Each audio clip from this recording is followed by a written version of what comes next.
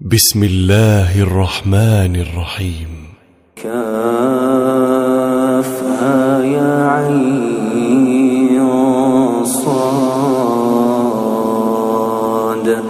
ذكر رحمة ربك عبده زكريا إذ نادى ربه نداء خفيا قال رب إني وهن العظم مني واشتعل الرأس شيبا ولم أكن بدعائك رب شقيا وإني خفت الموالي من ورائي وكانت امرأتي عاقرا فهب لي من لدنك وليا يرثني ويرث من آل يعقوب واجعله رب رضيا. يا زكريا إنا نبشرك بغلام اسمه يحيى لم نجعل له من قبل سميا. قال رب أنى يكون لي غلام قال رب أنى يكون لي غلام وكانت امرأتي عاقرا وقد بلغت من الكبر عتيا. قال كذلك قال ربك هو علي هين وقد خلقتك من قبل ولم تك شيئا. قال رب اجعل لي آية قال آيتك ألا تكلم الناس 3 ليال سويا.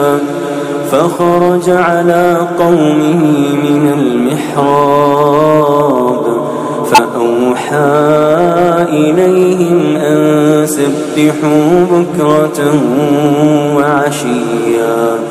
يا يحيى خذ الكتاب بقوة وآتيناه الحكم صبيا وحنانا من لدنا وزكاة وكان تقيا وبرا بوالديه ولم يكن جبارا عصيا. وسلام عليه يوم ولد ويوم يموت ويوم يبعث حيا. واذكر في الكتاب مريم إذ انتبذت من أهلها مكانا شرقيا فاتخذت من دونهم حجابا فأرسلنا إليها روحنا فتمثل لها بشرا سويا. قالت إني أعوذ بالرحمن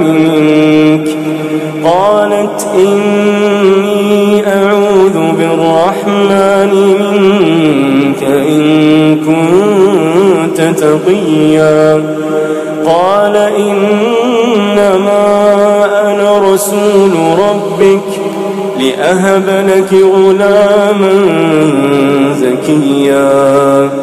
قالت أنى يكون لي غلام ولم يمسسني بشر ولم أك بغيا. قال كذلك قال ربك هو علي هين ولنجعله آية للناس ورحمة